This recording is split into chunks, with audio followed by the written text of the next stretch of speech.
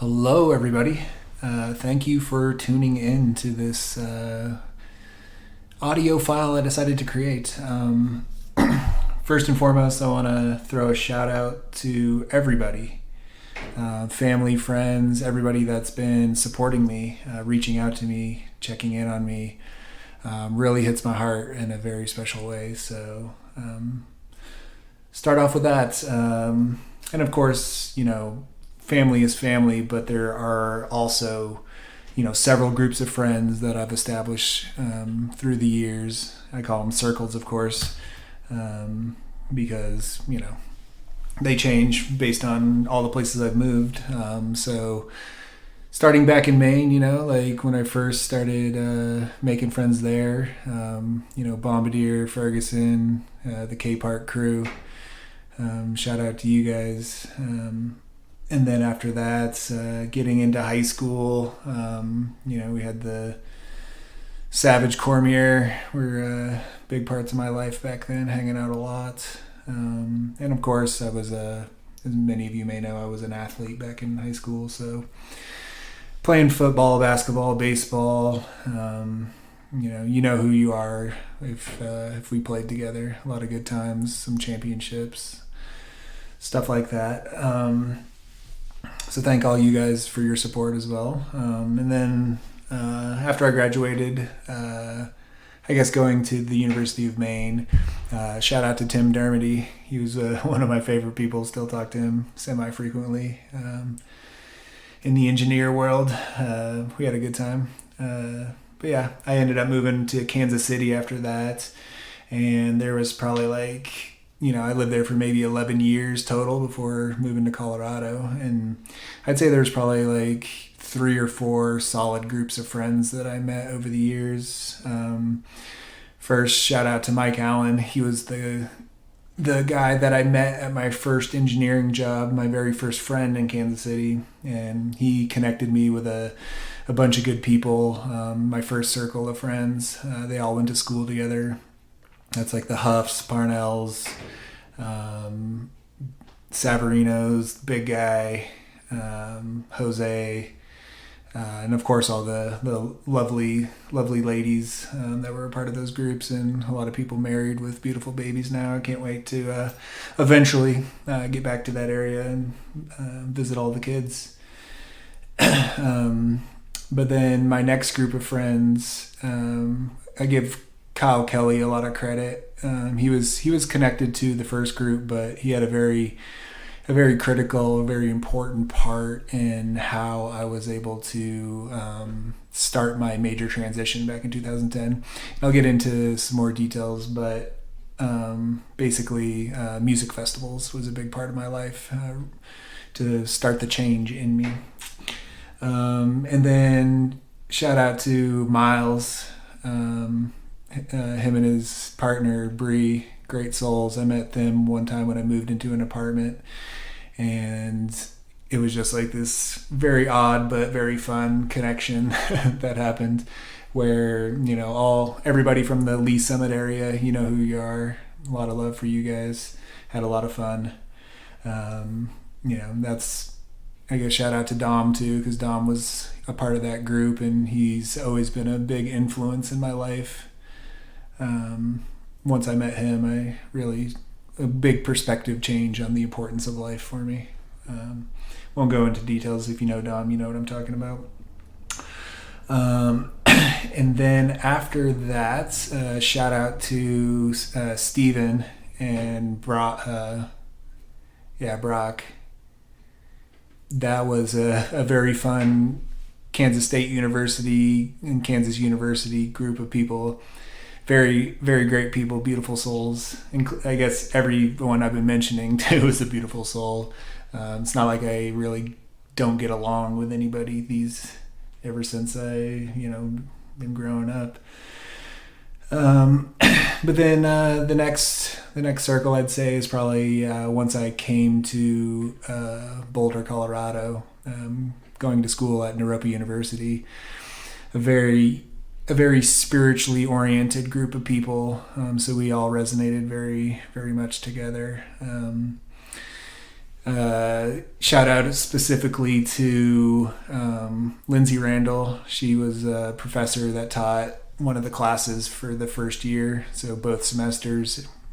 If you were in that class, shout out to you. It was a beautiful first experience of starting the whole counseling procedures and whatnot. But I'll go into more detail about, all that sort of stuff later.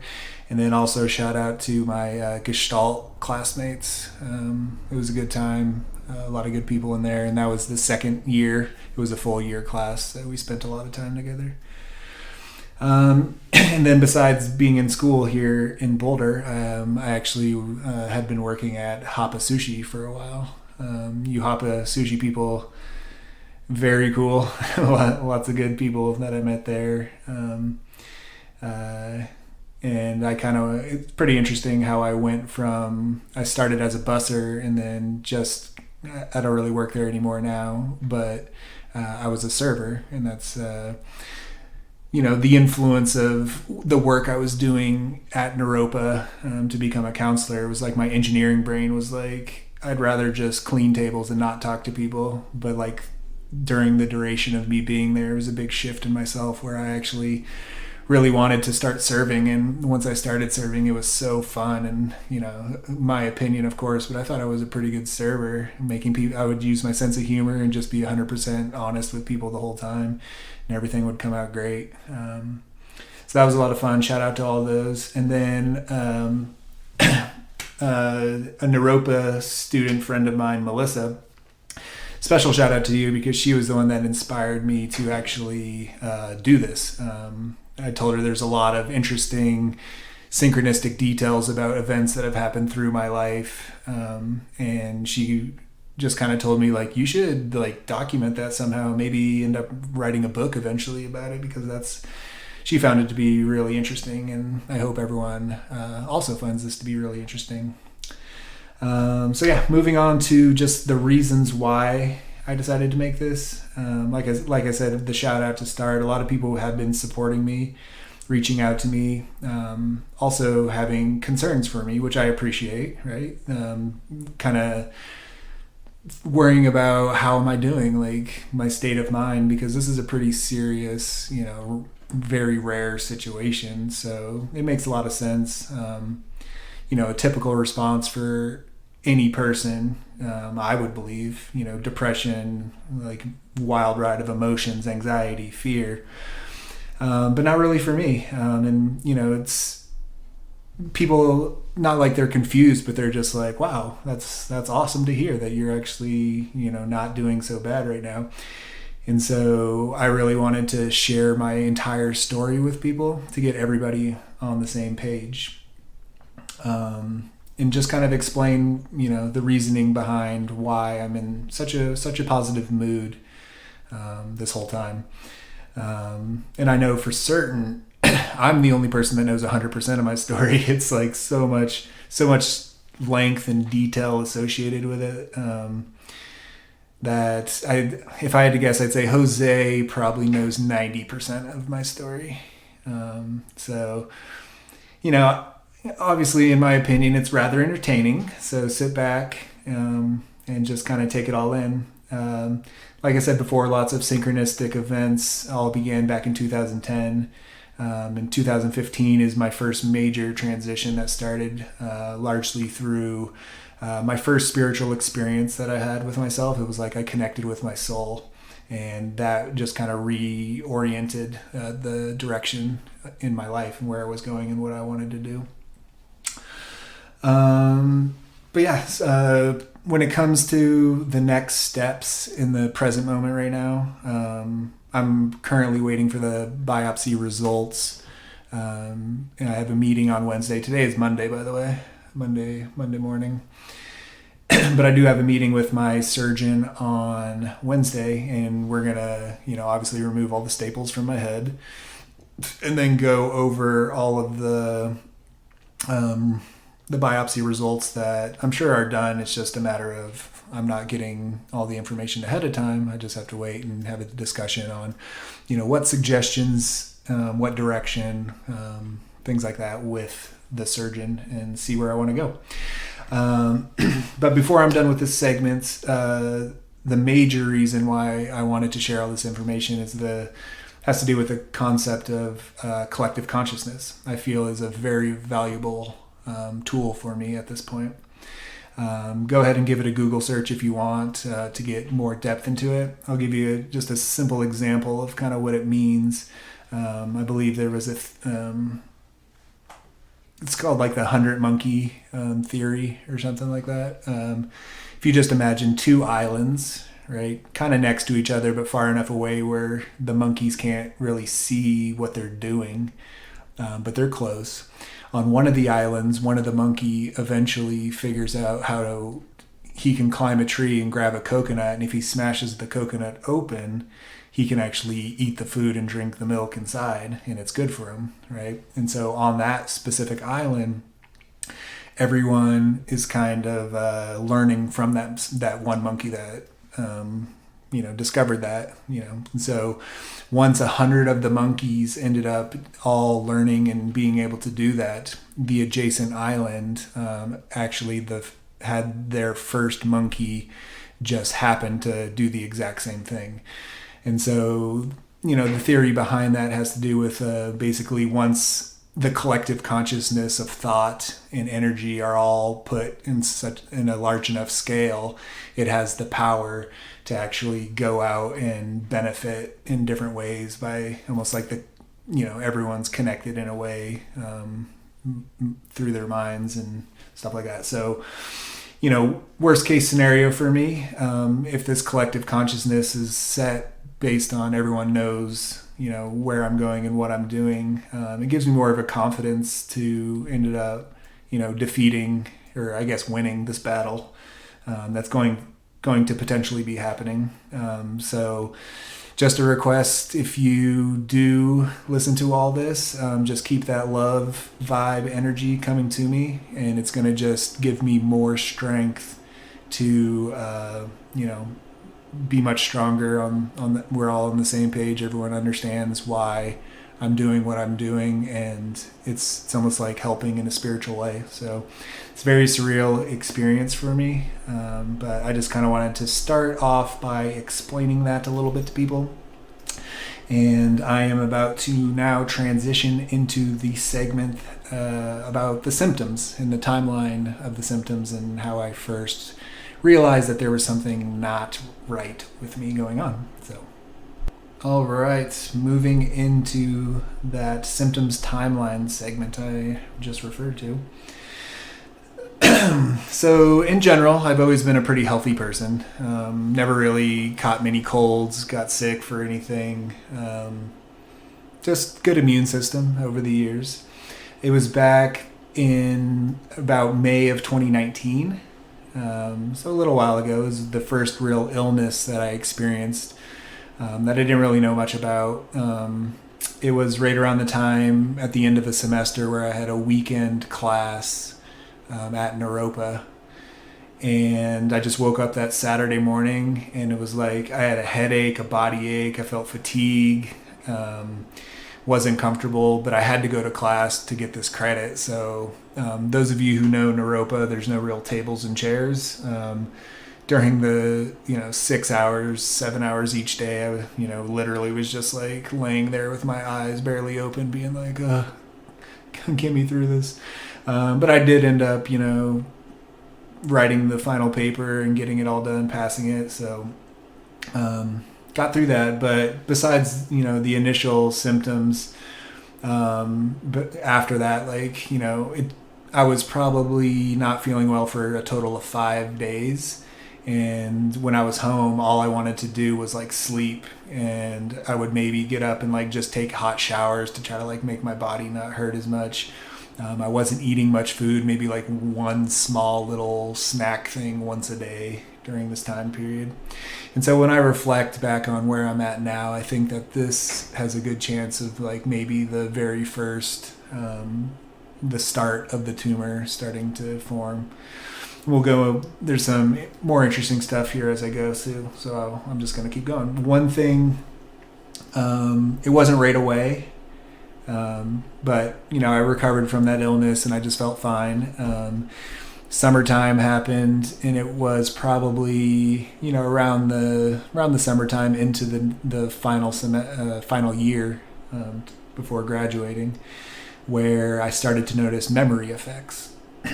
And it started off very like casual. It was just really simple stuff, like for instance, if I was trying to think of to say a word and I couldn't remember the word, but it was a simple word, I'd be like irritated, and I could easily describe, almost like define the definition, like what I'm trying to say, but I just couldn't remember the word. And so it was kind of annoying, but because it was going into the final year, I just associated it with a built up stress level, because there was the internship, doing a lot of work with, I was working with developmentally disabled adults and stuff like that. So working that, but then also a lot of like projects going on, eventually the capstone project. So yeah, that was just kind of what I associated with it. Another good example of this too is I was watching a movie, and Johnny Depp was the star. And I remember when the movie was done, I couldn't remember his name. He's like one of the most famous actors of all time.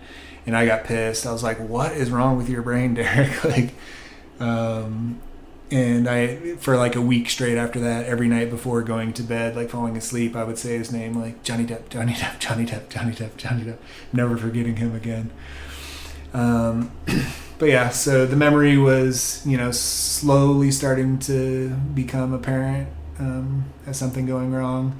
And like I said, I was in school, doing a bunch of work, but also the pandemic kicks in too, and so I just associate extra stress from the pandemic.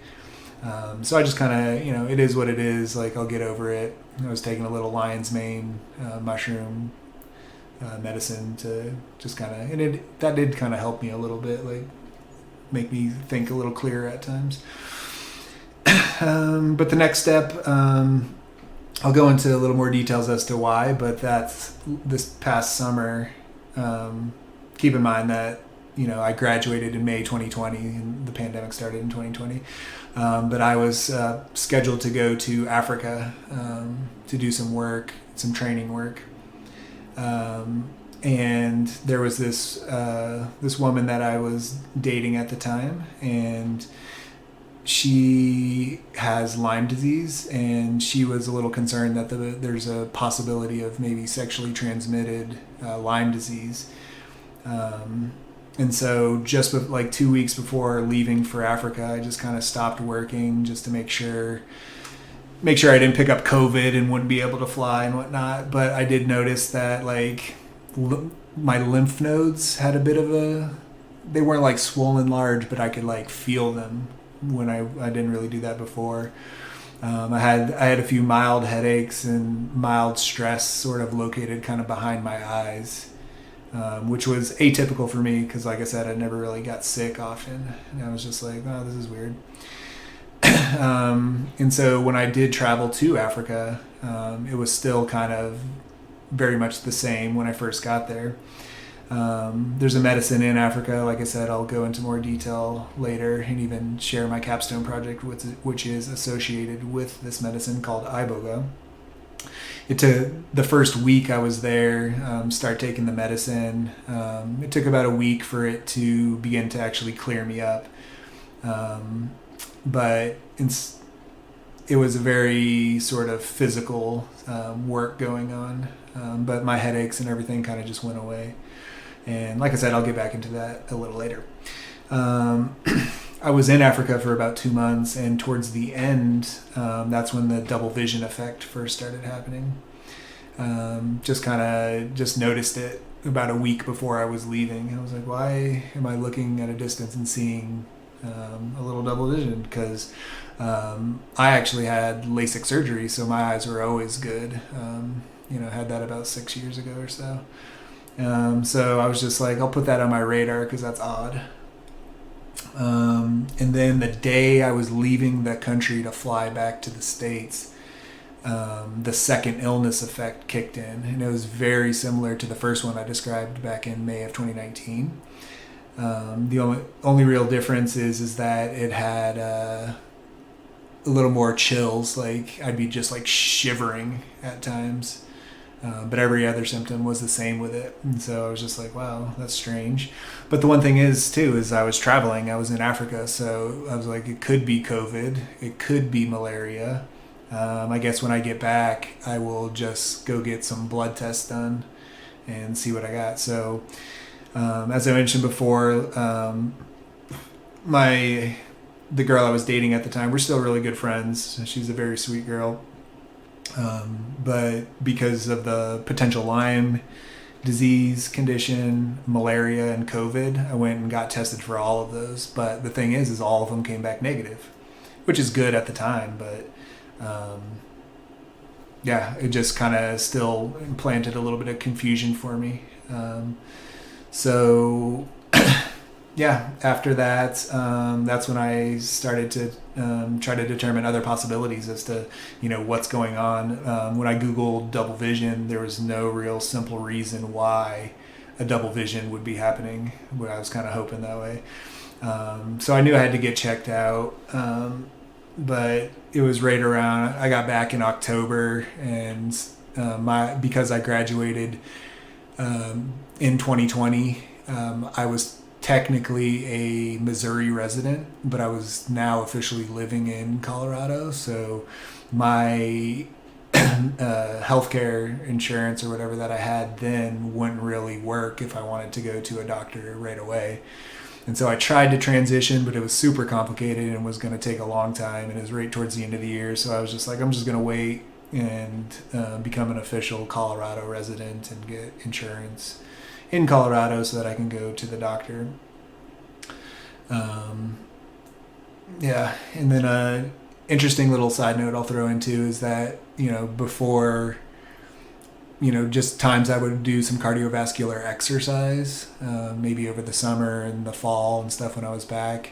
There was a couple different times when I'd be running, and then all of a sudden I could start to feel this like uncomfortable sort of sensation like coming over me. And I would be like, okay, I should probably slow down. I'm starting to get a little nauseous feel. And then I would slow down and start walking, and then all of a sudden it would be like I could smell and taste something at the same time that I had never smelled or tasted before. And it would just hit me and maybe be there for like 30 seconds. And I'm just like, what the fuck is that? Like, I tried to Google stuff about that, and there was like nothing I could find. So it was just pretty odd, just to throw in there as well. And then last little side note of this whole timeline is that, not to try to take anything away from COVID and this pandemic that's been going on, but I visited my mother around the end of November for some turkey, and I ended up catching COVID from my sister. And obviously got through it. It was just it did put a lot of extra fatigue on me, where I did kind of take naps during the day, and the double vision effect was a little more relative distance too, because before it was always long distance. I'd have to be like either driving my car or looking outside to kind of notice double vision. But during the time period I had COVID, it was like if I tried to watch anything on TV, it was just kind of like, wow, this is kind of difficult. But it's just kind of an interesting situation that having a brain tumor and getting COVID, I was able to survive. So all in all, good. But anyhow, that's it for the timeline for now. And the next segment that I'm going to start in is basically all about the tumor itself, like when I was in the hospital, everything that happened. So we'll get into that in just a minute. All right. Moving into the next section, I'm talking about the tumor. I mentioned just before, it was the start of 2021 when I decided to actually make an appointment. And I started with the first, normal type of appointment, getting my, whatever the the standard doctor appointment. But I went ahead in the timeline that I just discussed. I kind of printed that off, brought in that, plus all my test results that I took. And I kind of directed the doctor on what I wanted to do. I'm a very observant type person, so I could tell he was pretty impressed by like all the details I had and like kind of what I wanted to do. But first, the first thing I wanted to do was start with the full blood tests, because I didn't know if it was some sort of virus that I have that I needed to figure out and get taken care of. So we started with that, and that happened the same day. This was like January 4th, so real early on. All the blood test stuff came back fine. So I was just like, okay, well, the next thing I told him that day was that I'd like an MRI, just because there's a lot of potential as to what's going on, and I think that's the safest next step in order to determine. Then I kind of anticipated the MRI to obviously not show that I have a tumor, but it was just kind of like cross it off the list before moving on to go see someone even more special about what sort of viruses I might have and blah, blah, blah. But anyhow, I did have the MRI scheduled for Monday, the 18th of January. Went in and just thinking, like, gonna get this MRI done. I'm going to go drop some books off to a friend of mine. Then I got to go to the mechanic and get my car checked out, etc. That didn't happen. Basically, it takes about a half hour or so for all the MRI scans to happen. It's first time I had an MRI. But once I came out, I was told that one of the doctors needed to speak with me. And I was just like, oh okay, we'll see what that's about. They kind of just brought me to a room in a different part of the hospital. And I was told that I have a tumor. And it's kind of an emergency surgery situation, and that I was going to be staying at the hospital. And I was just kind of like, whoa, didn't expect that. But I was just kind of, it is what it is. Like, nothing I can do. I kind of jokingly was like, I guess I just got like thrown into hospital prison and can't leave even if I wanted to. But as far as surgery, in the past I've had just like one knee surgery, pretty simple, in and out the same day, never stayed the night in a hospital. So it was a whole new experience about to happen for me. So that was on the Monday. They scheduled the surgery for Wednesday, the 20th. First thing I had to do was like make calls. The first person I called was Rachel, who my stepbrother Jacob lives real close to me with her. They just got engaged. Congratulations, by the way, not too long ago. But later Monday, I was going to drop my car off at this mechanic shop, and she was going to pick me up. So she was the first person I called. I figured, I was like, I got to start calling people. I'm going to save the most intense emotional ones to be the last, which you can imagine was likely to be the family. So I just told her, like, my schedule's a little changed today. I got to stay in the hospital. Second person I called was Liz.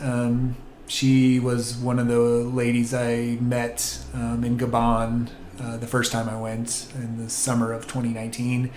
Like I said, I'll go into more of that story in a bit.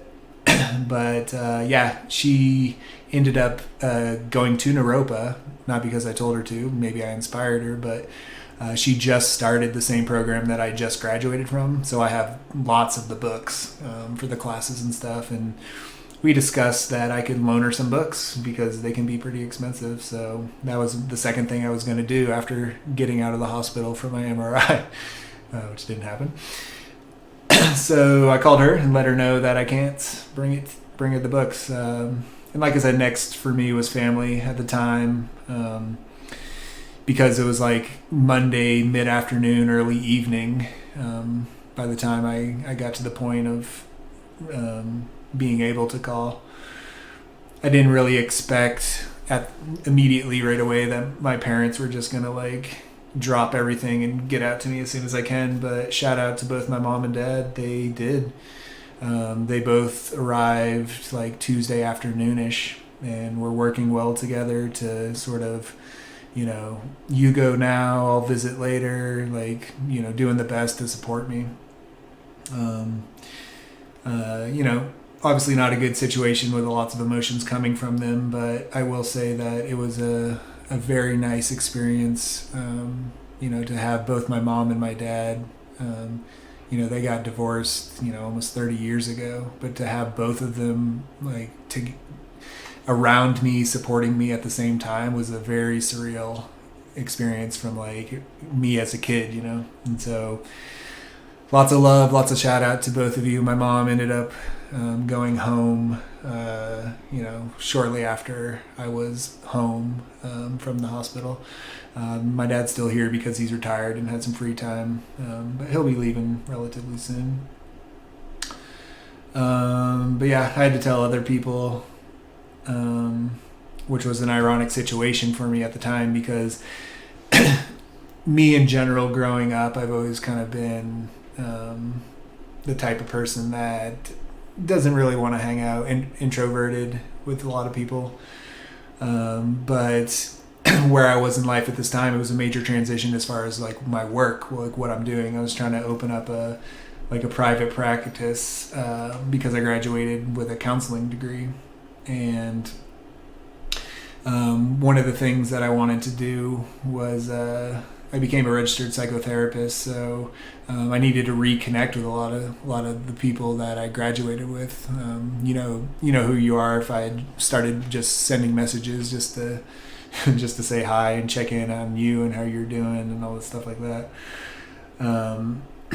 But also an influence on this too was the pandemic itself, because like I said, I was introverted to start. So when the pandemic first started, it seemed pretty easy to me. Like, I don't have to go to work and I just have to stay home. Like, that's pretty easy. I enjoy my mind and listening to myself. But when I ended up going to Africa for 2 months over that summertime, it actually made things much more difficult because I was in, this village near the jungles and stuff, so we didn't have to wear masks and there was just people you could communicate with, and that sort of opened me up a little bit, so that when I got back I realized, oh shit, that would have been a lot better if I could have not have to deal with this pandemic anymore and just communicate with people and be open to people. So all right, so getting into the actual surgery part, I was told, after the MRI came back and everything, that I had a tumor the size of a kiwi on my left temporal lobe. They also said since that I'm right-handed, most memory storage tends to be stored on the left lobe. So that was kind of, a reason why my memory had a little bit of slippage to it. And the double vision part, they said that it's likely pressure from the tumor growing was put on the occipital lobe. I probably said that wrong, but in the back of your brain, that's kind of where the eyes connect and where the visual cortex of the brain is located. And yeah, if anyone wants to see some pictures on that, I did post the pictures from the MRI on my Instagram account, and I'm pretty sure if you just search my name, Derek Shane, without a space or anything between it, DERICKSHAIN, you can take a look at the pictures of what that kiwi kind of looked like. But as far as tumors in the brain, one interesting thing is in general, the central nervous system and the flow. They said that a lot of the times when a tumor is in the brain, it's because of other major organs in your body happen to have cancer themselves or whatever, and it almost ships it to the brain. So what they do is they do CT scans they did it for my entire body. But everything came out clean for theirs, so it just adds a little bit of a little bit of interesting thought behind, what may have caused this in a way. And of course, before going under with the anesthesia in surgery, I always like to, it's not like fun, but it's kind of an interesting challenge where whenever they start to do it, I always count backwards from 10 to see like what number I could get to. And I'm pretty sure 7 was the number that I remembered before waking up. So moving on to the post-surgery part, there was no real pain associated with my brain. They told me, I was pretty surprised, but I guess it's true, that the brain doesn't really contain any receptors that would feel pain. So yeah, like no pain in the brain. Just a bit of pressure that I could feel, obviously from the large cut in the side of my head, and the brain would swell a bit. So just kind of in my temple along the scar line, just pressure, and also the jaw structure felt really tight. It was kind of hard to open my mouth fully to take a bite of food after the surgery. And at least for like a week after the surgery, it almost looked and felt like my teeth had shifted a bit. Like when I would floss my teeth, it didn't have the same sort of easeability at certain areas to get that through. So I was just kind of like, wow, that's interesting. Like, did my skull actually shift my jaw, or just maybe the swelling? But some other things I noticed about the post-surgery, my mouth, it was kind of strange. Like I had almost like weird residual taste effects. Everything even happens every now and then now, just like tastes slightly different from what I remember it tasting like. So I don't know if that's just something that's going to wear off and get back to normal, or if that's something that actually changed. As far as the vision, the double vision effect has pretty much gone. It's not, if there's still a little double vision, it's not nearly as bad as it was. The one thing I have noticed though is that there's just a little more general blurry vision that I've had. So it's a question I'll have to ask the surgeon if that's like a typical reaction, or if it's just like because maybe my brain is slightly swollen a little bit still, that it could go back. And like I said before, I did have LASIK surgery, and so it's a very obvious sort of thing that I notice now. But like, wow, okay, things are a little blurrier than normal. And another thing with my vision, especially like, the first few days coming out of surgery, was once I was home, it was almost like a little streak, like a little blip of like a little circle type thing. But it, like when I would close my eyes, it was almost like a split second. I would just notice it and stuff. So it's kind of gone away now. Not a big deal, but looking at things and closing my eyes, it was an interesting little streak. My throat, as you may notice now, is still a little raspy. I am talking a lot, but especially when I came out, it was pretty annoying where I was eating a lot of throat lozenges. But apparently when they put a tube down your throat, it tends to scratch it up. Another thing going on now, it's not terrible, but it's something I notice, is that body acne. My chest and my face has a little tiny acne things coming out, and I would imagine it has to do a lot with the medication that I'm taking. There's a steroid. I'm almost through the steroids now, but the point of the steroid was to make sure that the swelling of my brain actually is getting reduced daily. Because I wasn't allowed to take any sort of like ibuprofen or anything for swelling, because thinning out the blood was a dangerous sort of way to go with that. But yeah, besides that, I take a medication for seizure. Apparently it's a risk after having a brain surgery that seizures can happen. So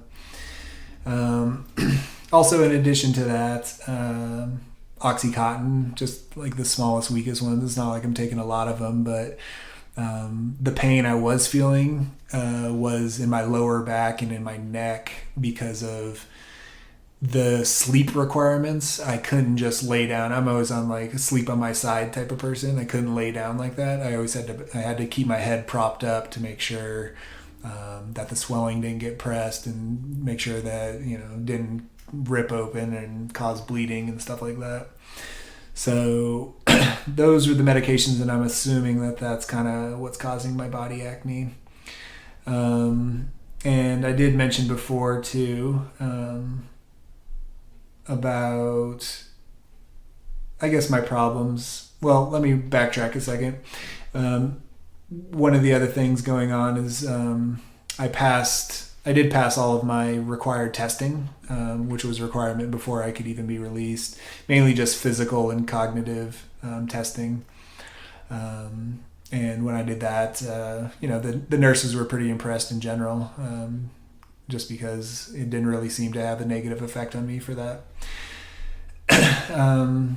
But yeah, so I ended up, like I said before, Monday was the MRI, Wednesday was the surgery. I ended up getting out of the hospital on a Saturday, and I got home, and a lot of people I've been talking to, I kind of jokingly talk about the problems I had. But when I first got home, just some general fatigue. My balance was okay, but just like walking around caused a pretty easy tiresome effect. I would just kind of be like, and I noticed too, my knees, especially the knee I've had surgery on before, seem to just be a little more swollen than normal. Don't really know why. But the good thing about this is I've noticed like every single day it's gotten just a little bit better. So today, for instance, has been, less than 2 weeks since I've had the surgery, but it's been a while. So overall, I'm doing pretty well as far as how I'm feeling and the problems. The other real problem that I had, that I still kind of have at this point, is the sleep patterns. The way that worked out is that I was being given the medication I just described earlier at a certain time while I was in the hospital, and I had to stick to that time frame. It would be a big risk otherwise. This is the first time for me. I didn't want to. It was like, you know what, I can handle this. I'm just gonna stick to the time frame to make sure that no seizures, no overswelling effects, where I'd have to have like an emergency return to the hospital or anything like that. So it was kind of a pain. Like 8 p.m., 12 a.m., 4 a.m., and 12 p.m. were my cycle times. So yeah, it wasn't that fun, but I ended up doing it. And like last night was probably my best sleeping night, and to describe it, I slept like a 3-hour time period from like 6:30 to 9:30, and then I slept maybe like 1 a.m. to 4 a.m. and then I slept like 5 a.m. to 7:30 a.m. So that's like the most out of all the nights that I've slept. So and I just kind of the change in the cycle happened now where it's only going to be like 12 p.m. and 12 a.m. So more sleep is coming soon. My body and mind always liked 9 solid hours of sleep, so it'll be nice to get back to that. And of course, the last sort of at-home problem, the funniest part, has been constipation. Yeah, I'm sure anyone that's had surgery before kind of knows all about that. Obviously, medication was the cause. It was really a struggle coming home from the hospital at first. I was just like, I remember I weigh around like 210 pounds, 212 pounds in general. And I remember when I first got home from the hospital, I was like pushing 220. And I'm like, what? Like, holy shit. But shout out to Zoe for the recommendation on the magnesium, because one, it's a good little tea thing I make, and two, it's very effective. So shout out. And so right now, like I said, it is a Monday. I am currently waiting for my appointment, and that appointment is on Wednesday. So I believe I said it earlier, but I'll say it again. The surgeon, he's required to remove my staples because he was the one that put them in, and it's a 2 week time period that is required for the healing of this scar tissue to not get cut open again. And after that, we're going to have a sit-down face-to-face meeting. He's going to explain all of the biopsy results to me and kind of give me directions, suggestions, treatment options. Ultimately, it's my choice to what's happened or what's going to happen. And like I said, I've told everybody I'm going to keep everybody up to date. So I'm going to get all this information on Wednesday, and I'm going to spend Wednesday evening kind of determining what direction I personally want to go and how this is going to work out for me. And so, on Thursday, I will update everybody with my decision and how I'm going to proceed from here. Moving on, last little section or part of this section here, just about statistics. It's a very rare case for me personally. I was doing just some internet search about brain tumors and whatnot. Only around 25,000 people per year are estimated to come down with a brain tumor. And yeah, it was like my age range is not very typical. It's either like, younger children or older adults. But it's not really that valid to describe my 5-year survival rate, but the statistics for my age range was I have a 71% chance to survive for 5 years. So I'm pretty confident I will make it at least 5 years, if not longer. But getting into the causes of it, it's, to be determined, but it kind of explained how it's a very unknown thing, especially if it's only in the brain. But I did see things about how viruses could be common in these causes as well. So just planted the seed in my mind. I'll think about it more and obviously try to figure that out. So the next move we're going on to, I believe, is to talk about the sort of timeline of events, ironic situations that I feel is very important for people to truly understand and know about me. So we'll get there real soon. All right, moving on to the next section called the ironic situations that kind of happened to me from being diagnosed with a tumor. Pretty short, but I found pretty interesting. The first thing I'll talk about is just like my job situation.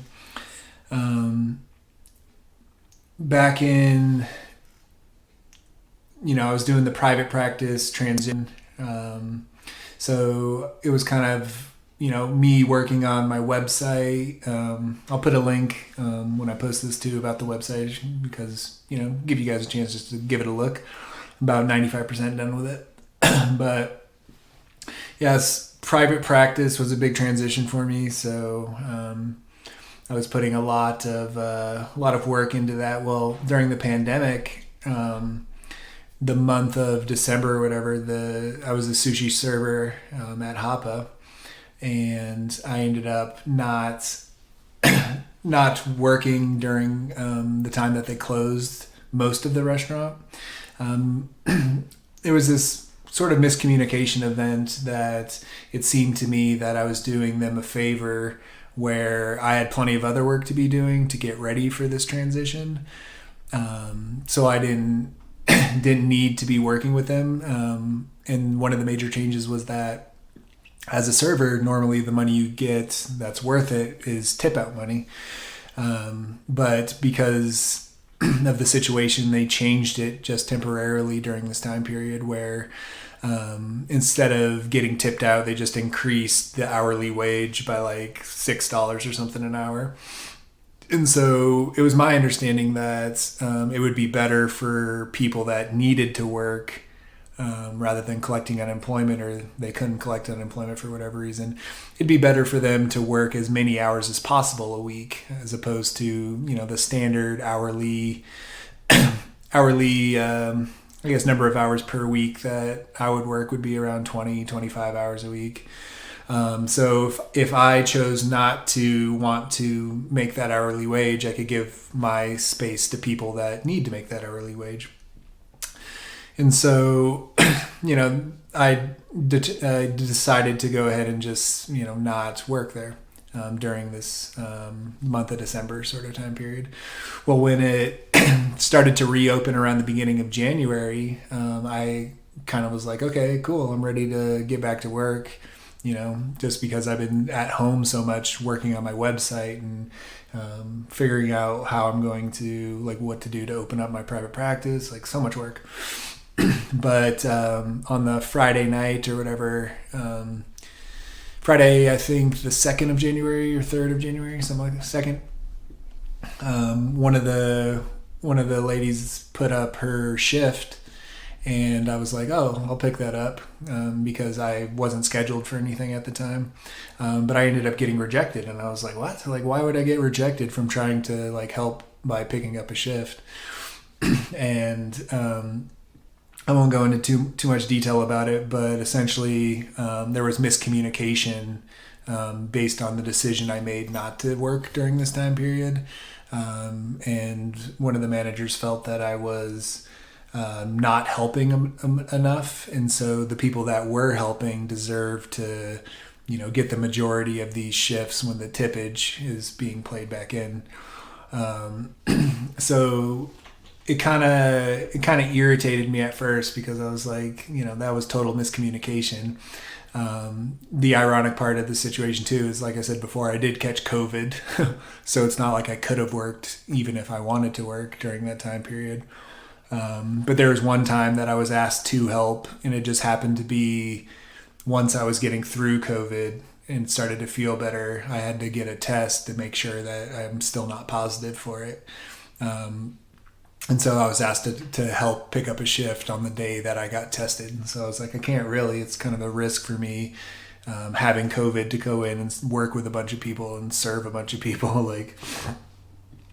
So yeah, that just kind of irritated me a little bit. I was like, I need to start working, like this transition going into private practice. It's not like you immediately pick up a bunch of clients, it's a slow process and you need to, like, gain a little traction. So, it could have been a couple months before, I actually start seeing a lot of clients. And so, my plan was to just maintain being a server. And then once my clientele numbers started to pick up, then I can slowly start to fade away from being a server and transition into it that way.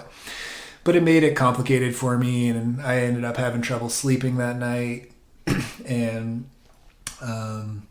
it's not like I hold a grudge against anybody about that, but it was a thing. But the next morning, one of my Bwiti sisters, and Bwiti is the name of the culture in Africa. Like I said, there'll be more information about that later. Carol, though, she sent me a message the next morning, and it was just like a very kind, sweet, like, Happy New Year, like, it's going to be a really good year for you, blah, blah, blah. A lot of people can think, well, it's not a really good year for me now, but at the time, I was just like, oh, like, that's sweet, like, hopefully things will turn around, because I was frustrated at the time. Well, just like 3 hours later, there was a post on Facebook for a job application, and it was a very relevant job application. A place here called Mindfulness. I'm forgetting the name offhand. Whatever, but what it is basically almost like a psychedelic therapist, and I'll get into more details about how that was my life direction when I first got into Naropa and whatnot. But it just seemed like a very ironic thing where I was like, that'd be perfect for me to actually apply for this job and get this job, so that I can just, like, be like, whatever, I don't need to be working as a server anymore, and still do my private practice stuff on the side. So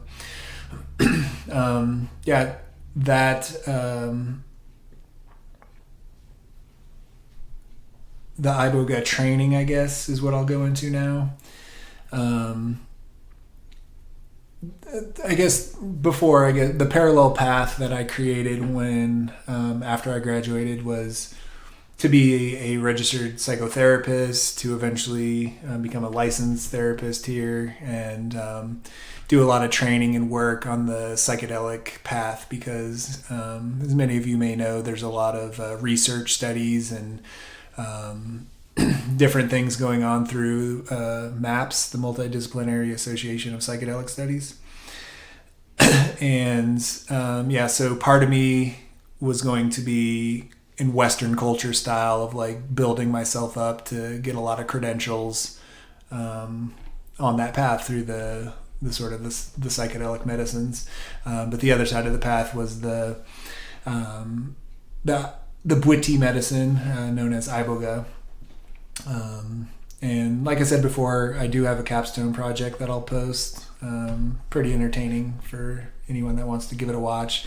Simple way for me to explain everything, but I guess the next sort of ironic situation from being diagnosed with a tumor has to do with the training that I was going through in Gabon.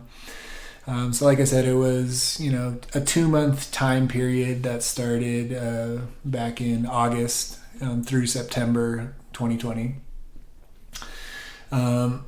And so, I went there and had a really, really great time meeting beautiful souls along the way, and, just a lot of training in addition to taking the medicine myself and working on myself through the medicine. But at the end, when I was going home, I was one of the few people, as far as I know, that actually didn't graduate. Graduation there basically is when you're ready to actually be an administer healer person to, be able to have people take the medicine from you and know all the proper procedures, because it's not 100% safe, I guess, if you're just like an amateur and trying to like give people this medicine. There's a lot of different things you need to know to make it the most safe and effective as possible. But anyways, I was really confused and a little disappointed, to be honest. My skills I felt were really good and on point. Like I just graduated from Naropa as a counselor, so I had a lot of like one-on-one personal skills, like how to communicate with people, how to work with people. Generally just a pretty intelligent person, coming from an engineering background, and my opinion, of course. But I did a good job on everything there training. Like, my memory had the slippage in it, but it was rather easy to, just audio record things, take notes, understand like the different steps and procedures and what's important, etc. So I felt like I had done a pretty good job. But I was told by the shaman, his name is Mugenda, that I wasn't quite ready. And I was just like, what, really? And I will say the way that this works is it's not Mugenda's decision to make based on how he's observing you. What happens is that he goes into the spiritual realm and communicates with the spirit of the plant, Iboga itself, and the spirit will tell him the answer to the question if whoever is training, if they're ready. And so the spirit, just so happens to kind of tell him no, that I'm not ready. And it's just a situation that when I reflect on it now, it makes so much sense where, Iboga knew that there was some healing that I had to complete within myself before I'm fully ready and available to start the work with other people. But this is definitely like what I determined to be my end game as far as what I want to do, because this medicine is very special, very effective, sort of like top notch across the board. And like I said, I'll re-mention it, Capstone Project, take a look at that. It's a good way for me to describe it to just the general Western population. And the final part of this really ironic situation was the actual surgery itself. It happened on, a Wednesday, the 20th of January. And when you think about what else happened on that day, it was presidential inauguration day. The reason why that jumped out to me, that was like the first thing that entered my mind when I realized I had to have surgery and it was on Wednesday. I was like, holy shit. There's a parallelism to politics in that situation. I'm not going to go into, politics and try to get people to argue, blah, blah, blah. But the thing is that back in 2015, that's the point when I made the major transition in my life to redirect my path. And my intention was that I want to help as many people as I can, right? Well, also at the same time in 2015, that was the first time I actually really started to become aware of politics in a way where, first time I discovered Bernie Sanders and was like, wow, this guy actually, he has the most general, caring intention to help as many people as possible. So a very similar sort of parallelism at the start of me being aware of politics and hoping for the best for everybody, at the same time me being aware of my new path and wanting to help heal people at the same time. So yeah, it just was very, very interesting how, during the last 4 years, there essentially has been a tumor in the plane of politics in the United States, causing a lot of pain and anguish for people. So just very ironic how I happen to also have a tumor where my intentions are the same as what the political intentions, feelings that I have as well.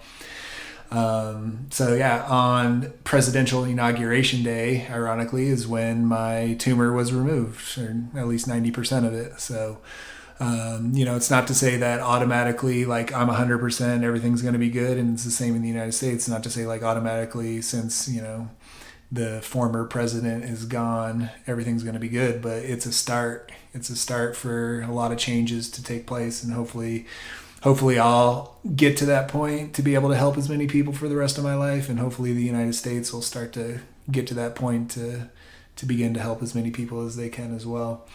And then just the date itself, I thought was a little interesting. January 20th, year 21.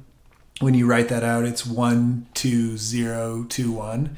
So it's a reflective date with a 0 in the center, and the 0 just happens to look kind of like the shape of a kiwi. So yeah, that just kind of, like I said, once I knew the date or knew that I had to have surgery real quick, that just blew my mind. I was like, holy shit, how ironic is that? But hopefully everything will be going in the positive direction for everybody after that point. And the very last thing that I found really, really interesting was one of the first thoughts that came into my mind too once I learned that I had a tumor. I'm sure many of you have seen the movie Kindergarten Cop with Arnold Schwarzenegger. Well, the first thing I thought was just the quote where he's like, "It's not a tumor." He had a headache and teaching the kids in class or whatever. They were like, "What's wrong?" And he's like, "I got a headache." And one of the kids' dads was a doctor or something. And he was like, "It could be a tumor." And Arnold was like, "It's not a tumor." And so I kind of laughed or whatever. I thought about that almost immediately when I discovered I had a tumor.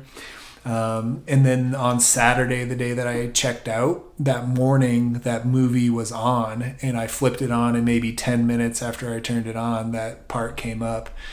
And I was kind of a little emotional, but also kind of chuckling at the same time. A tear came to my eye. I was just another sense of holy shit, the power of the mind. I just thought about this, and all of a sudden it shows up for me. So yeah, those are just kind of the situations that were currently going on, right as soon as I went to the doctors and stuff going on that I thought was relevant to share in a way. The next segment coming up is going to be kind of going back and going through all the events that started back in 2010 through, present moment sort of thing that I find to be the most interesting part of the story. A lot of synchronistic events that's pretty entertaining. So I'll be back in just a second. All right, getting into the synchronistic events section of this document. It's kind of a long story, but I find it to be well worth the listen. So let's just get going. Like I mentioned before, back in 2010 was kind of when I first started the process of change. Basically, I won't go into details about it, but I got my heart broken. Relationships were always kind of something I avoided most of my life for various reasons. But back in 2010, I was dating a woman, and I kind of felt, what I thought was love for the first time, and ended up not working out. And for the first time and only time really in my life, that was kind of depressed as a result of that. So I wasn't in a good mood. Keep in mind, at this time too, I was an engineer. So I was working in the engineering world. But yeah, I just wasn't in a good mood. This happened in the year 2010 around like February, March. So shortly thereafter is when I first got back to going to a music festival. I was convinced by one of my friends that it would be a good idea to just kind of like get me out of that sort of depressed state that I was in. Most of you from high school know that back in the day I was, I smoked a lot of weed, did some mushrooms here and there, but that was the extent of kind of any sort of drugs that I did. But because this was like, I was an adult, had a fair amount of money and stuff, whatever. I was just going to be like, I need to go rediscover myself or something like. So experimentation was always a big part of me, and going to a music festival, experimentation with lots of different drugs was something that I got into. Of course, I do not recommend to anybody to go through that sort of process, but for me, it just happened to work out in a good way. Some of the first things I experienced first was just my mind expansion, like opening up, seeing things in a different way. Also, empathy. I'm sure a lot of you know what empathy is. It was like the first time I felt empathy. I was like, holy shit, like this is a thing, like love. And of course, like a lot of the drugs tend to cause like a dopamine release, which is, the love chemical of the brain. So, me experimenting with, lots of different drugs, LSD, ketamine, research chemicals, lots of different things. Like I said, not suggesting it to anybody, but at the same time, I was meeting lots of beautiful souls at a music festival, just like genuinely sweet people, nice, wonderful experience to just like be like, wow, these people are actually really good people.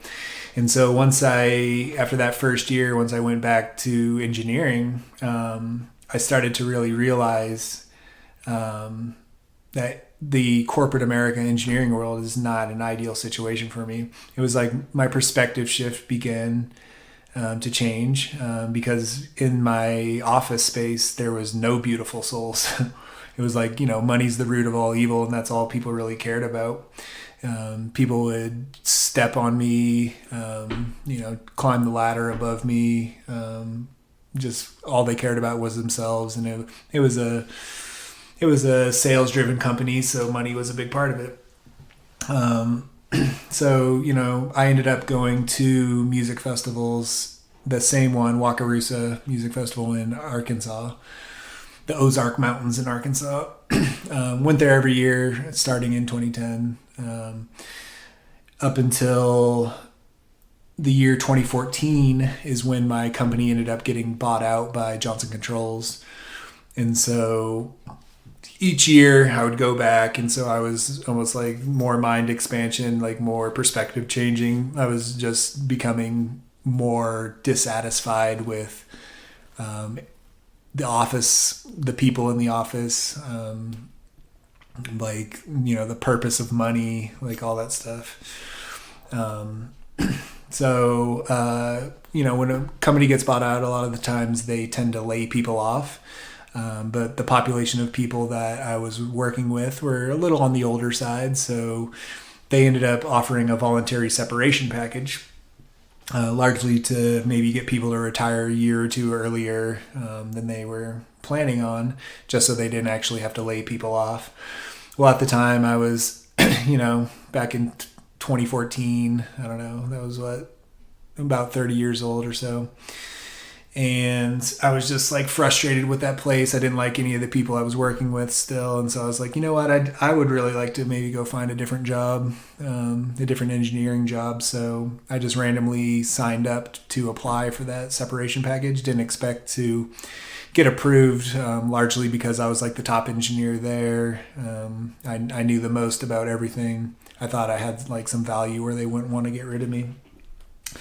But no, they did approve of my application. I was so surprised. I was like, holy shit. So at the end of 2014, into the new year 2015, that's when it got applied. So originally I was just like, I'm going to take a couple weeks off and, just kind of like little vacation to start the year, and then I'll find a new job and go from there.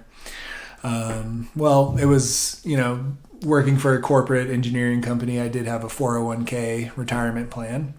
And just like the first week that I wasn't working there, they end up calling me and telling me that I need to transfer my 401k to whatever new place I'm working at or something now. And I was like, well, I don't have a job yet. I'm just kind of on vacation. And they were like, well, you can't keep it with us. So you either have to like open up a new account or you can withdraw it if you want.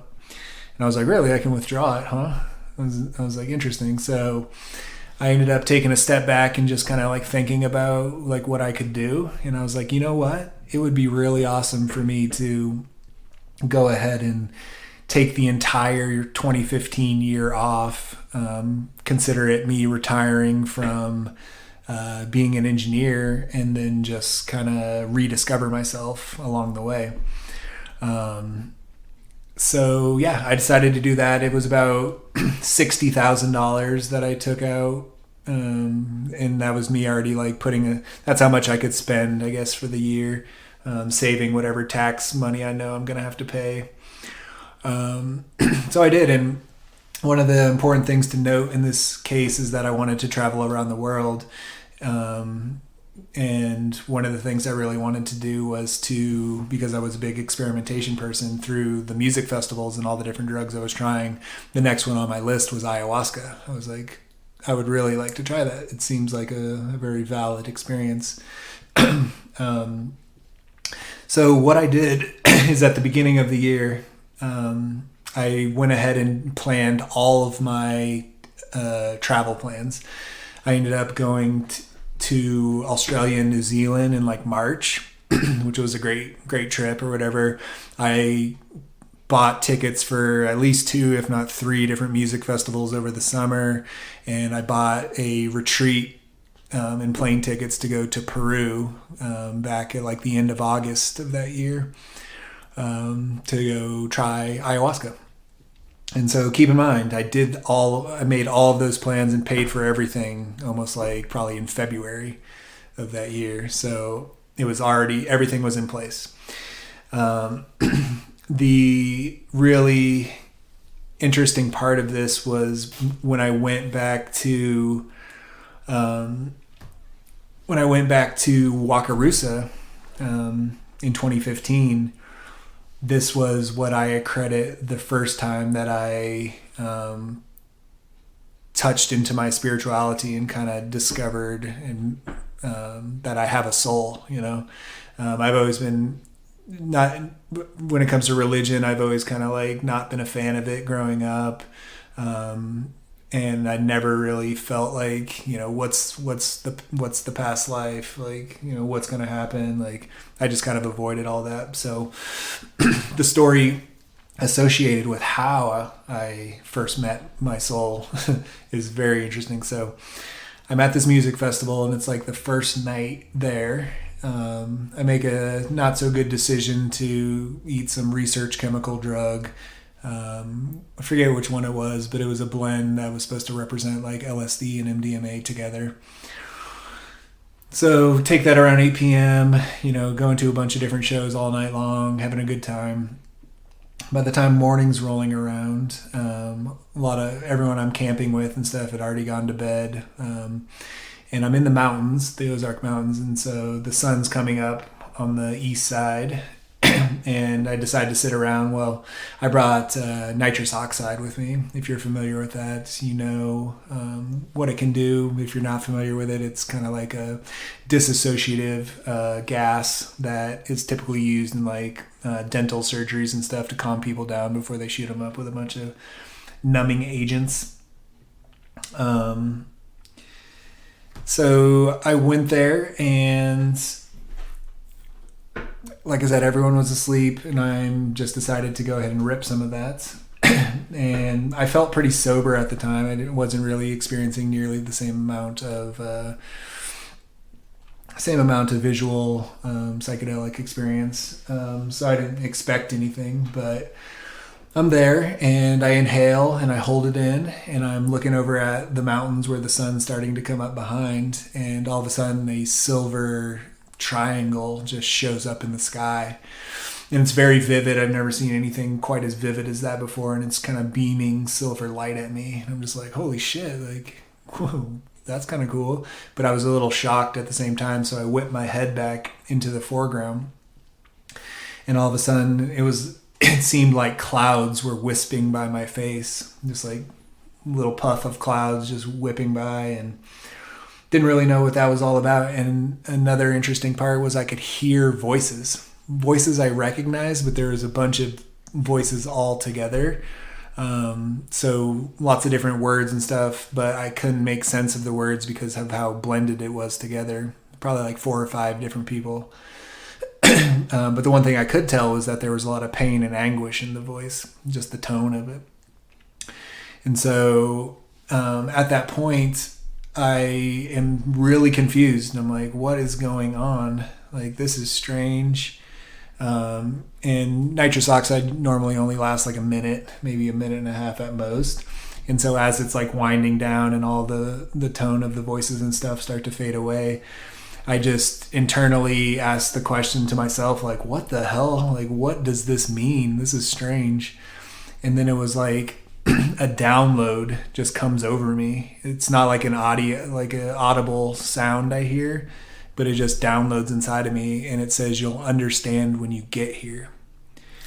At that time, I was just like, understand what? Like, when I get where? Like, that makes no sense. Like, I don't get it. But it is a very relative part as far as like when I actually get to Peru. And so that's the next part of this story. Yeah. So keep in mind, like I said before, I had already planned the trip to Peru before any of this music festival stuff started. But this is the kind of the cornerstone part of the story for me. So I go to Peru. It was the 3rd session of taking the medicine that did all this for me. So the way it starts, there's this organic sort of tobacco cigarettes that were rolled up there called un pacho, and that's like the spirit of the tobacco, the name of the spirit. And what you do pre-ceremonial is you always, what we would do at least, is light up a fresh cigarette, kind of blow smoke in a pattern all over our bodies. And the intention was to just individually put an extra layer of protection on yourself, largely because, a lot of people could potentially go through some serious shit, and whatever, demons or souls or negative energy that's brought in gives you an extra layer of protection for you to just work on yourself and do your own thing.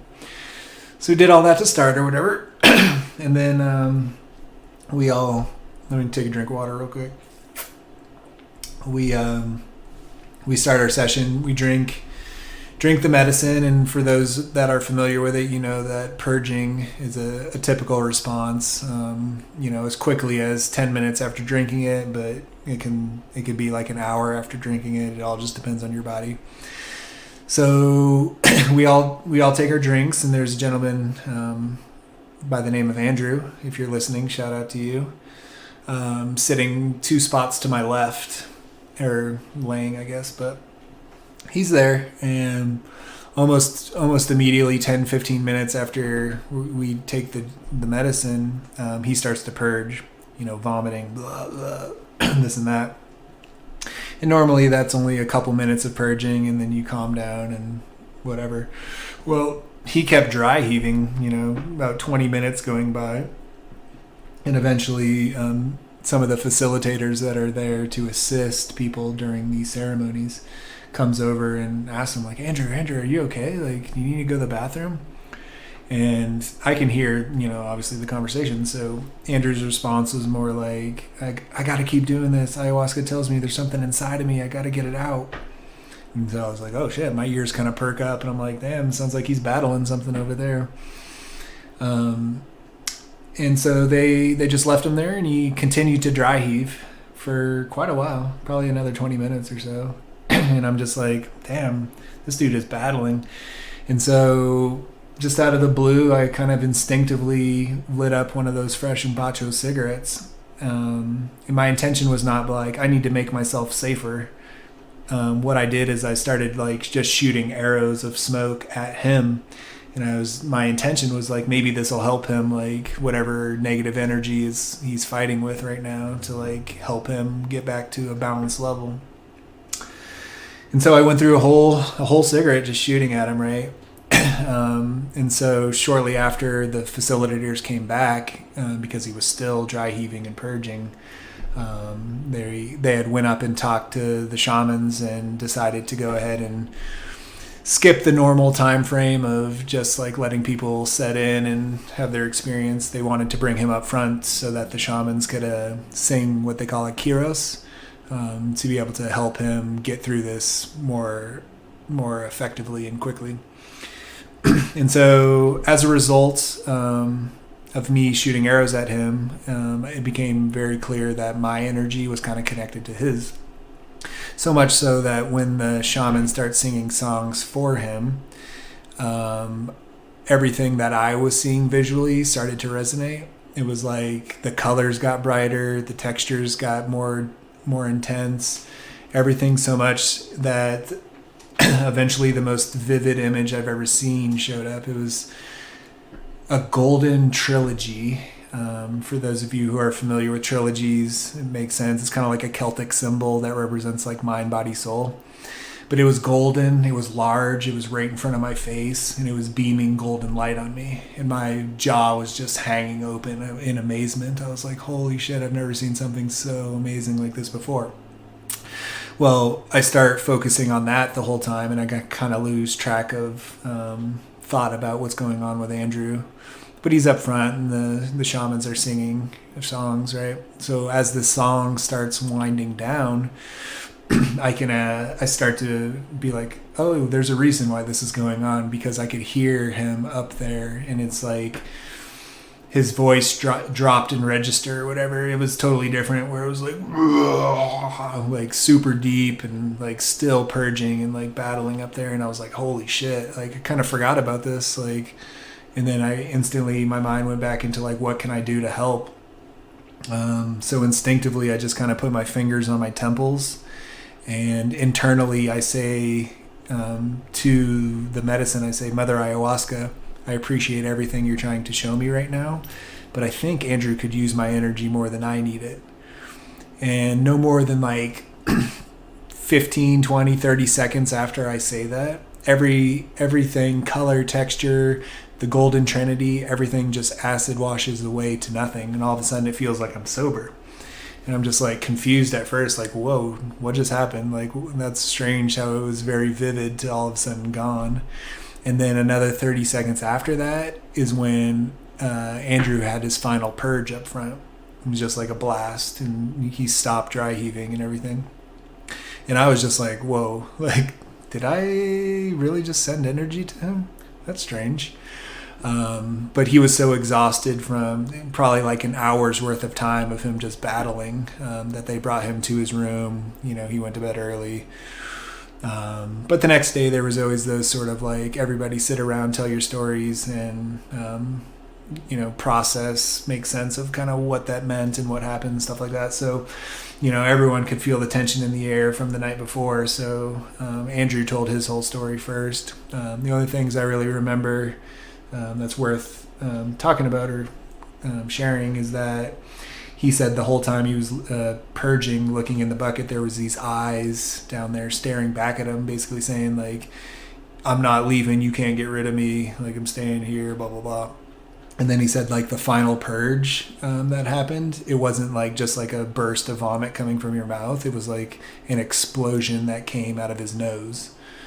So just pretty interesting. But as soon as he was done, I was like, let me raise my hand and ask if I can tell my story next.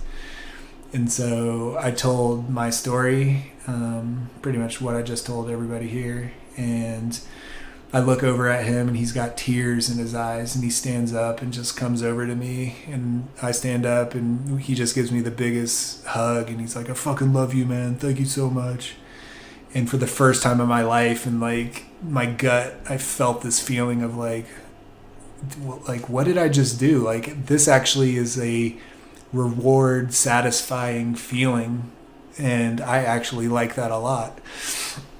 And so as a result of that, once I returned home, the first thing I did was get on Google and be like, psychedelics plus psychology, Google. So like, I need to find out like how, like what to do. And that's where I first kind of found the school that I just graduated from, Naropa, because the answer to that Google search was transpersonal. And the word transpersonal, you guys can look it up, but essentially it means like a spiritual connection to yourself, where a lot of times like your tires are spinning and you're not going anywhere, but once you connect in a spiritual way, then you tend to be able to move forward in a good direction. So yeah, that's like I said, that happened in 2015, and that was like the main transition point for me, the cornerstone of my life that redirected me from being an engineer that only cared about making money to finally having an experience where I actually felt what it's like to help somebody. And so my next moves were kind of formed after that, and that started with me, like I said, finding Naropa and figuring out I want to go there. Eventually I want to be a psychedelic therapist. But yeah, so I had to first go to undergrad. I applied to UMKC, and fortunately, because I already had a engineering degree, I didn't have to take a bunch of the bullshit classes. I just took 1 year of 1 year of all psychology classes and graduated there with a psychology undergrad degree, and then got accepted into Naropa. Okay, so just getting into Naropa a little bit. The main reason why, kind of how I described before, how the reason why I wanted to go there is because my intention was kind of to be a psychedelic therapist. Didn't really know the end game, like what I would eventually do, but it was just kind of like the start of that direction. One thing I want to share with everybody is the very first vision I had when I first started at Naropa. I call it a spiritual wellness center. And it was just kind of how I can see my future. I predicted 15 to 20 years from that point, because a lot of the legalizations associated with the federal government and whatnot, that, slowly has been starting to change as far as, decriminalization of plant medicines and stuff going on now. So it could even be sooner than that, but more so than just medicine, there's also some politics involved with it. a nonprofit organization is what I kind of visualized it as, the Spiritual Wellness Center. Not trying to make money, just trying to help other people. Medicare for all would have to be in place so that people could actually afford to go to it. It's not like they're paying out of their pocket, but it should just be like whoever's in need should be able to go to it. And the structure of kind of, who's working there and whatnot, many different facilitators to rotate in monthly, because I was visualizing this as like a 1 month retreat for people that are in real need of some mind, body, soul healing. Just having sort of four different steps, I guess, to the structure of how it would be set up.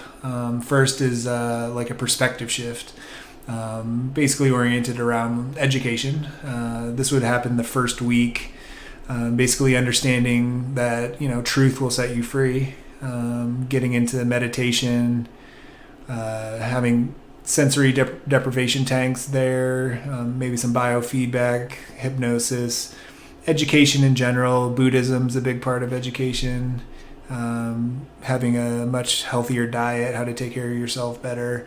That's step one. And I should say too that all of these are oriented around the whoever's attending for helping themselves. It's kind of their own choices as to they can construct their own path.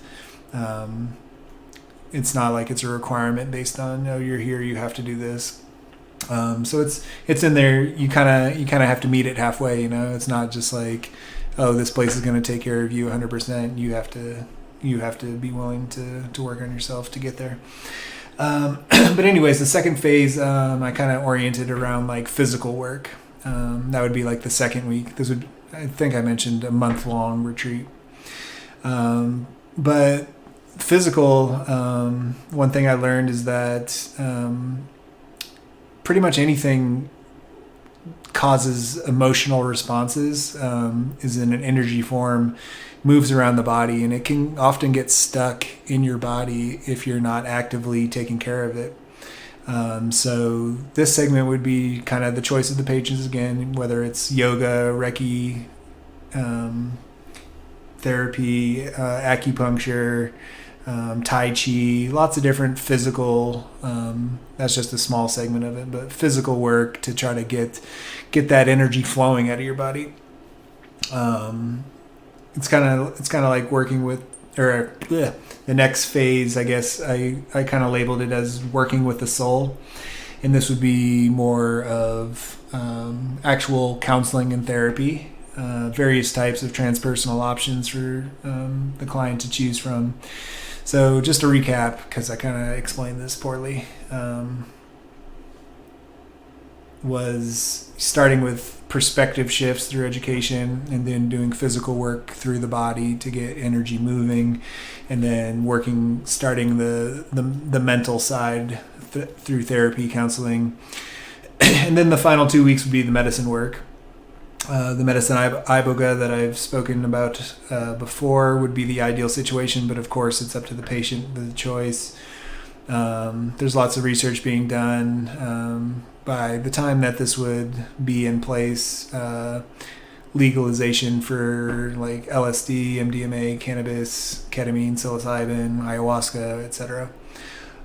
All the choice. So that's just a little segment of kind of, once I got into Naropa, kind of how I viewed like a projection of my future eventually, because I'm not trying to make money.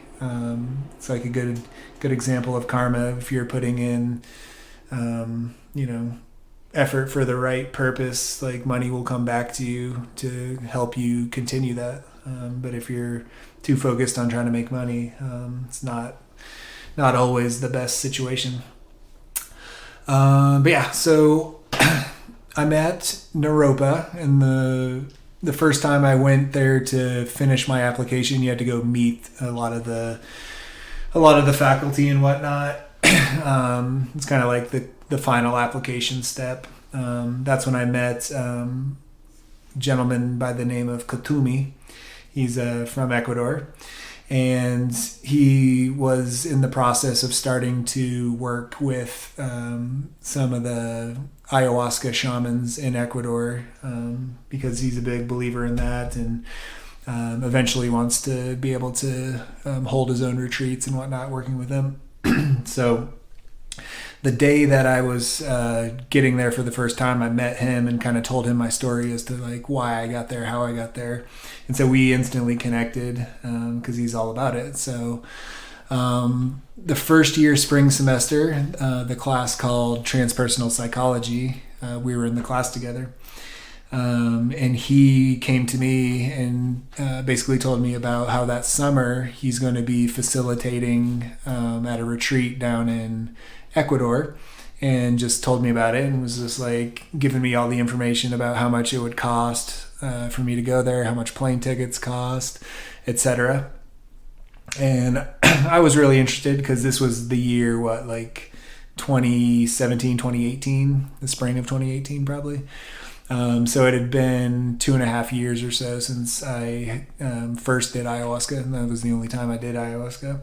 So I was really interested. I was like, you know what, this would be a good time for me to maybe get back there and just like check in again with the medicine, just to like see if the path that I chose, where I'm going, has it been a good decision? I kind of labeled this as the Ecuador affirmation trip, to affirm kind of where I'm going. But the really ironic, kind of funny part about this whole situation, like I said, synchronistic events that kind of, were falling into place just to like give you a good feeling about the decisions you're making. Had to do a tax return. Shout out to my mom for always wanting to do my taxes. I appreciate that.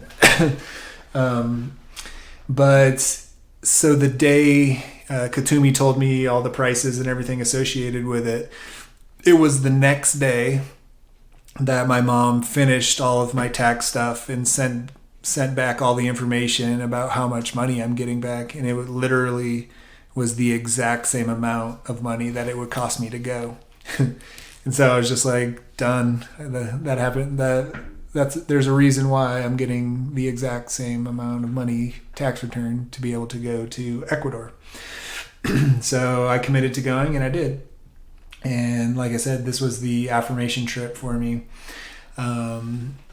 There's a couple little stories I'll tell that were important in retrospect, but not so evident, I guess, at the time. Anyhow, so I went there, and it was probably the third session, the third ceremony, ironically.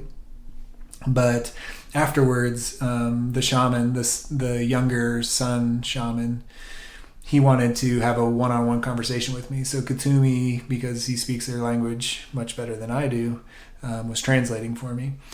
And it just kind of started off with the way it was labeled was kind of like visions or dreams that I were going to have. And first thing I'll say is that keep in mind that this shaman didn't know who I was, doesn't know like my path and what I want to do. It's not like when I got there, we just sat down and I told him everything about me. But one of the first things that he said to me was kind of a compliment. He said that my soul was a lot more of a mature soul than a lot of what most of the other people that tend to go to retreats for healing purposes.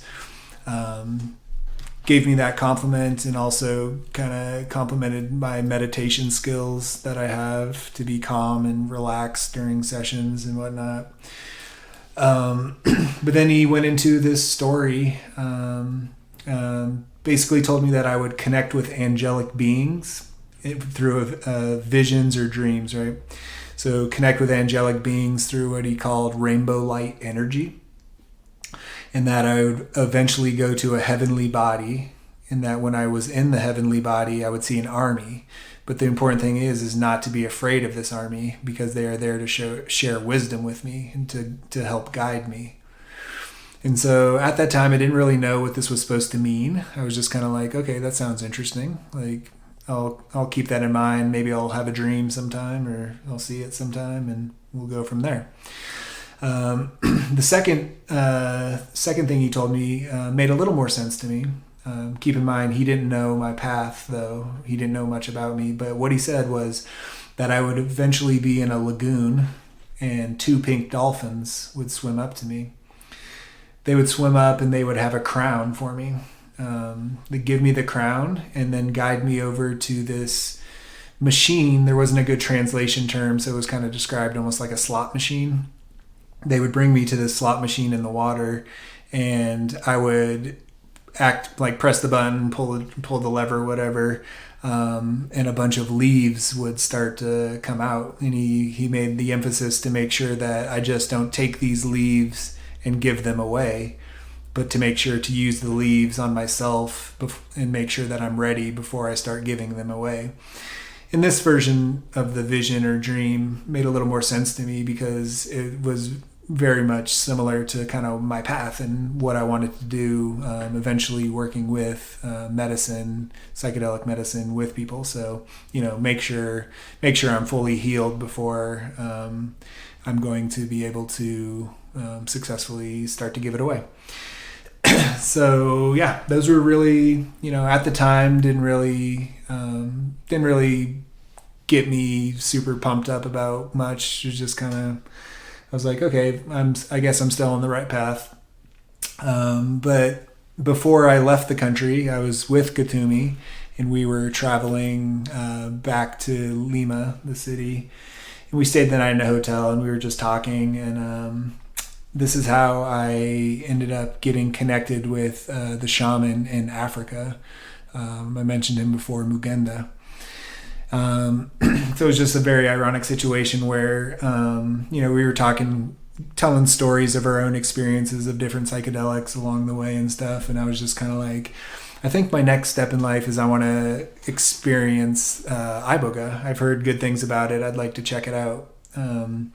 Just so happens that my brother, who is in the Air Force still to this day, he was stationed in Kenya, Africa, which is near the equator, but on the east side of the continent. And so I, just because he was there, I always wanted to go visit him because it's like, how often are you going to have opportunity to like go visit somebody in Africa? And it just so happens that the following year is when he would be leaving that country. So it was kind of like, the summer of 2018 is when I was in Ecuador. So going in between my second and third year would be the summer of 2019. So it's kind of like, well, I could do a summertime trip, go visit my brother in Kenya, and maybe I can like somehow find a way to try iboga. Well, Katumi just happened to know Mugenda. I'm not exactly sure how at this time, but they were Facebook friends. And so he told me about him and that he knew this guy, and he sent me his Facebook page, and I was just like, wow, that's interesting. I didn't message him right away. It was probably, the fall, early winter time. Later that in 2018, I just sent him a Mugenda message just like, hey, because I did plan to go visit my brother at that point. It was a full commitment. And so I was like, how do I, get to Gabon? That's the country where, one of the 3 countries where the iboga medicine is located. And that's obviously where his village is. So it's on the equator, but on the west coast. Anyhow. I asked him like how I'd like to come try it or whatever, and he just connected me with Michael, one of the Canadian guys that have been working with him for a while. He's just told me, ask him, he'll be able to connect you to come to the retreat or whatever in the summer. So I did, got connected that way, and ended up going that summer. And one of the funny things about me showing up too is that, I wasn't the only white person there, to go try the medicine. There's people from Canada, the United States, France, a couple other places. But everyone asked me, or I guess everyone assumed that I had tried iboga before, which I hadn't. It was my first time. And they were very surprised that this was my first go, largely because, Gabon is this kind of like the special homeland of this medicine. Everyone else kind of, whether it was in Costa Rica or Canada or other retreat locations, tried it and then got the willpower to want to actually go to the homeland to experience it there because of how powerful it was. And so I just kind of, happened to fall into place where I get to my first time experiencing it.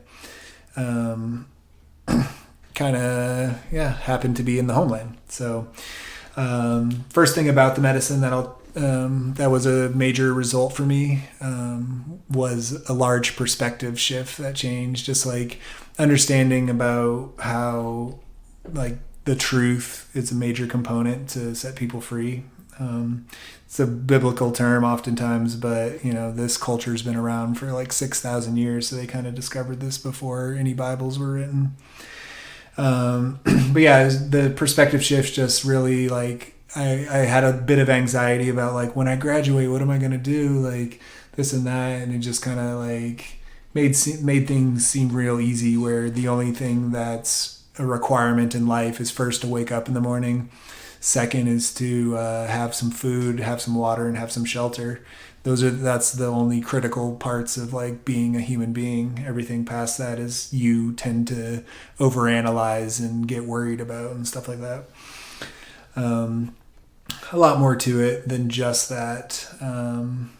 But I guess that kind of leads into the experience, the overall experience that I had there, which was a major component to where I'm at now. So it was, one of the sessions, and taking that medicine, it's very different in general than other psychedelics.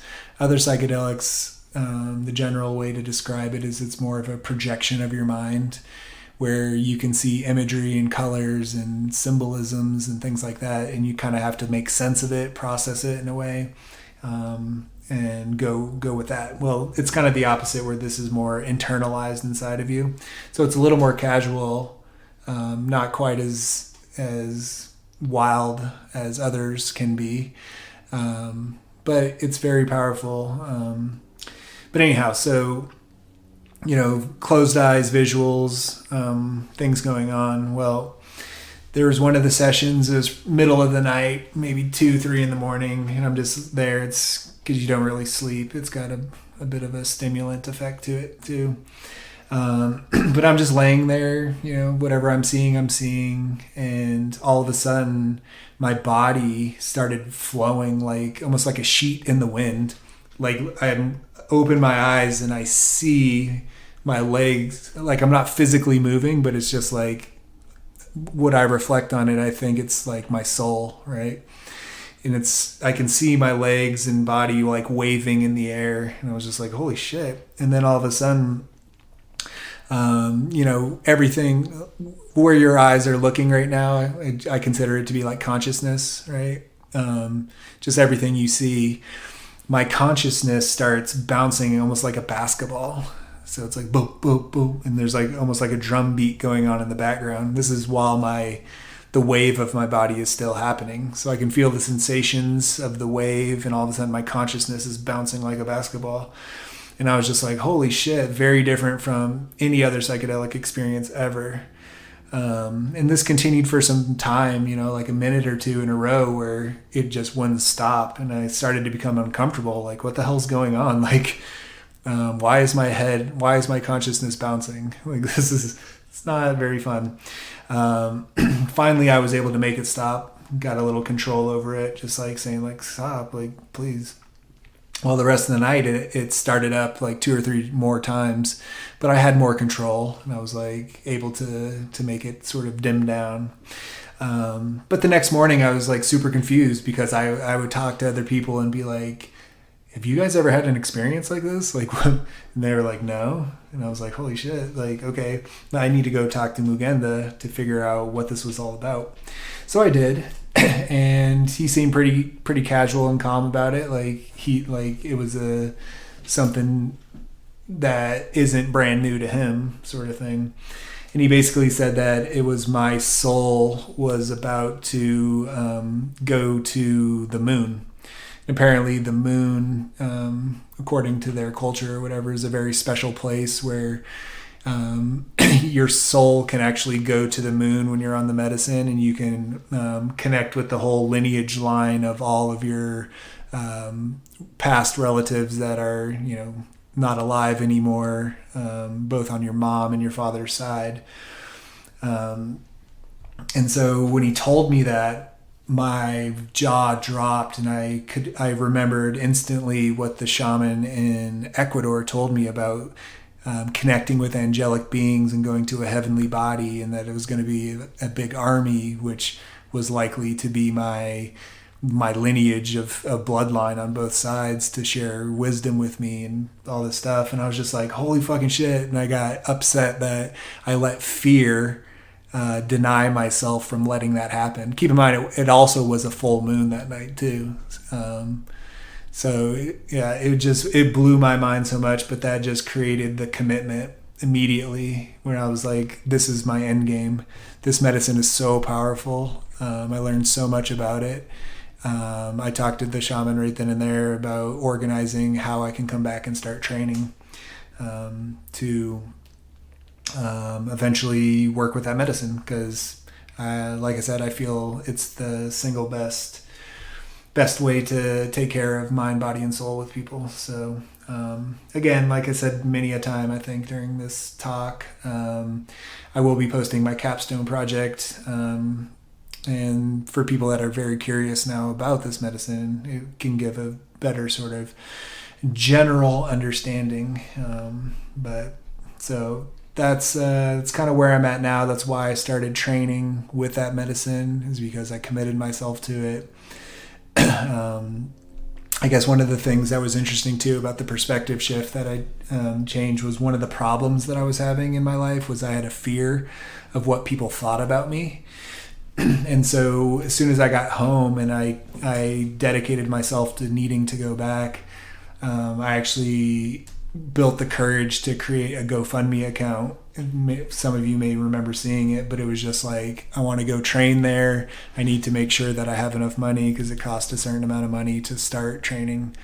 And I posted it, and I was so afraid at first. I was just like, oh, like people are going to see this and think I don't have enough money and I'm a weak person, like judgment, blah, blah, blah. But I did it, and it really felt really good. I got I don't know, maybe $400 total. So much love to a lot of those people that donated to me, small amounts. And besides that too, the karma of the situation, I was working as a server once I got back too, and all of a sudden I was just like making like awesome tip money, like left and right, where by the end of the year I was able to save up all the money that I needed to fully commit myself. So it was just another, step on the path, like synchronistic events that kept putting me in the correct direction. And so that's where I obviously, besides, a tumor, that's where I'm at. And my goal is to completely heal myself with this tumor and then continue on that path so that, there's no need for me to be working. I don't consider using medicine in a retreat setting to help people work. It was like, that is going to be joy for me the entire time. So, like there's no retirement for me. It's going to be like whenever I pass away. And another kind of ironic little funny thing I'll share here too is that way back in middle school, the only time I've ever messed with a Ouija board, the only question I ever asked with friends was, at what age would I die? And the Ouija board said 86. So, there's been lots of risky things I've done through my life where obviously I haven't died, and I always chalk it up to, because I'm not 86 yet. So it's just kind of funny to consider that at this point too, because I'm only 37 years old now, and I'm really feeling a layer of confidence based on all of these synchronistic events putting me on this path, to put me in that direction. So that's kind of the end of that part of the story, and I guess I can just maybe go right into the belief part, which is relative to what I kind of where I was just going, so for me, everything happens for a reason. And I believe you kind of have to, a lot of the people I went to school with at Naropa talked about how they had to hit the bottom, through trauma in order to be able to bounce up, to be able to help other people. And so because of my intention about how much I really care about helping as many people as I can, this seems like a very extreme version of the most severe type of brain tumor condition, trauma, whatever. I hit my bottom so that I can go to an unlimited sky, at the top. Have to completely heal myself before I can dedicate the rest of my life to other people. And I just feel really good about how, the best version of myself is currently being constructed right now, because when I am getting through this, it's like everything that's ever caused any problems in my life is not going to mean anything to me. It's like, this is a major problem, and once I get through it, it's like everything's going to be for the good. But in conclusion, I just want to let everybody know that, this is, at this point in time, the battle I feel is about to start. So I'm pretty confident that my path will continue. And to just reiterate on the notion of collective consciousness, I wanted everybody to fully understand how I got to where I'm at now, and how I have a lot of confidence, and how my spirit is aligned with a lot of different things. So, keep sending me the love, keep sending me the vibes, the energies, and as long as everyone is collectively thinking the same path, I just feel like that will be so much more power that will be given to me in order to get through all of this. And so once again, shout out to everybody. Thank you so much for everything. And just to finish off here, the next post that I'll be making will be about the actual clinical biopsy results. So right on. Till next time, guys. Thank you so much. Take care.